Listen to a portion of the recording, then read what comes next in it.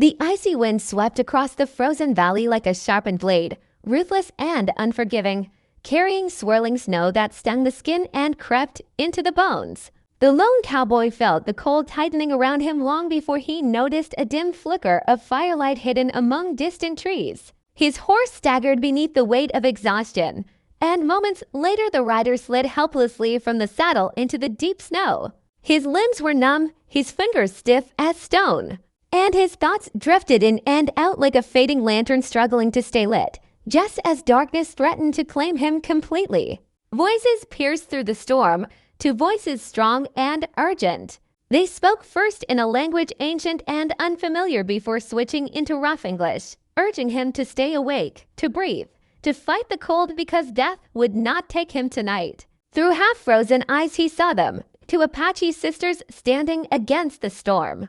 Their braids heavy with snow, their eyes sharp with determination, moving with the calm precision of women who had survived winters far worse than this. They reached him quickly. One lifted his shoulders, while the other checked his pulse with steady hands. When he tried to speak, his teeth rattled so violently that only a weak breath escaped. One sister snapped sharply, "Quiet, cowboy." "You're freezing," the other added firmly. "Tonight you sleep between us." It wasn't a suggestion. It was a command born from experience. Before pride or stubbornness could protest, they hauled him to his feet and dragged him through the blizzard toward their camp. A lone teepee stood between the trees like a defiant survivor of the storm, thin smoke rising from its top as if the earth itself was breathing warmth. Inside, heat washed over him like a wave. Firelight flickered across animal hides and tools as the sisters worked quickly, removing his soaked clothes and rubbing warmth back into his arms and legs. Their movements were swift and practiced, not gentle, not personal, simply the urgent work of saving a life. The older sister, whose name he would later learn was Tala, kept the fire alive while watching him closely. The younger, Ayana, lifted a warm cup to his lips and told him to drink slowly, steadying each swallow carefully. Whenever sleep tried to drag him down, they refused to allow it. They shook him awake and forced him to talk. What was his name? Where had he come from? Why was a white cowboy wandering Apache winterland alone and unprepared? Between shallow breaths he answered in pieces. His name was Caleb. His horse had lost a few miles back. His supplies were scattered in the storm. He had been chasing a promise that suddenly seemed meaningless. When his head drooped again, Biana steadied him with a warm hand against his cheek. That was when Tala repeated the words that would stay with him forever.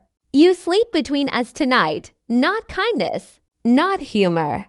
Just the certainty that shared warmth meant shared survival." They laid him between them beneath thick hides, their bodies forming a barrier against the creeping cold.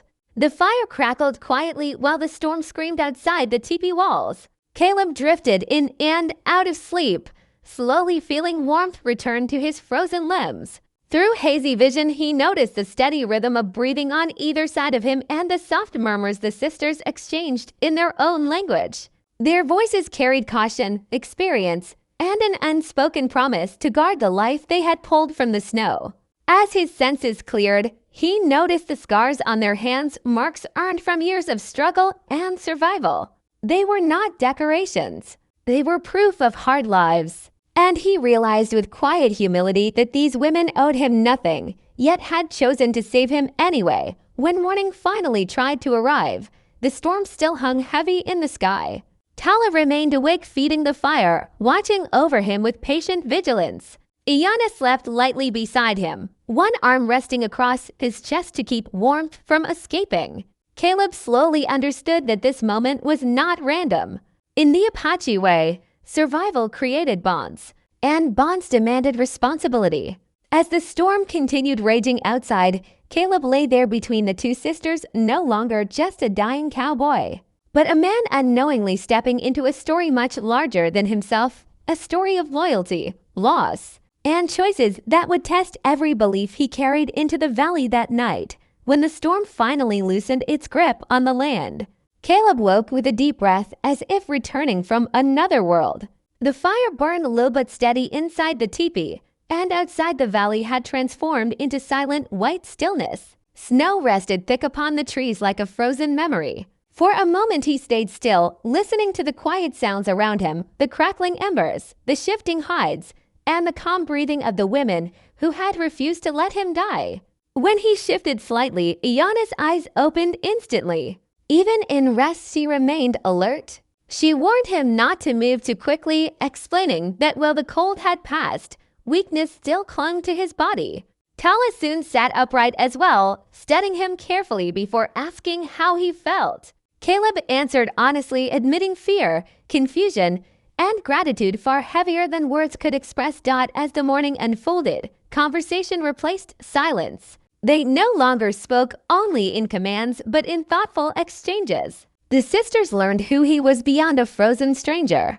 Caleb explained the job that had gone wrong, the trail he had lost, and the stubborn pride that pushed him deeper into the storm instead of turning back. When he finished speaking, the sisters did not judge him. They understood the stubbornness of survival better than most. Eventually, he offered to leave once he regained his strength. Tala simply shook her head. Survival brings responsibility, she said quietly. Life cannot be repaid with words alone, and so Caleb stayed. At first, he remained to recover. Then he stayed to help. Days slowly turned into weeks as he learned the rhythm of their lives. Gathering would before storms arrived, tracking animals quietly across the snow, listening to the land instead of fighting it. He began to understand how little he had truly known about the territory he once crossed so confidently. Trust grew between them not through promises, but through consistent actions and shared labor. When strangers passed near the valley searching for trouble, Caleb used his knowledge of the outside world to warn the sisters before danger could grow. With time, he changed. The man who once called himself a wandering cowboy began to feel like someone entirely different. When the next winter approached, he was no longer the man collapsing in the snow. He was the one stacking wood, repairing shelter, and scanning the horizon with the same careful watchfulness he had once admired in the sisters. The bond between them deepened quietly, not rushed by emotion or defined by simple labels, but strengthened by respect and shared survival. When soldiers later entered the valley carrying harsh orders that offered little mercy, Caleb faced the most difficult decision of his life. He chose to stand beside the people who had saved him. That choice meant turning his back on the world he had been born into. It forced them to move carefully, to hide, and to endure losses that left scars deeper than any winter storm. Yet together they endured because survival had become their shared language. Years later, the valley stood calm once more. Snow fell gently instead of violently, and the fire in their camp burned steadily beneath the wide sky.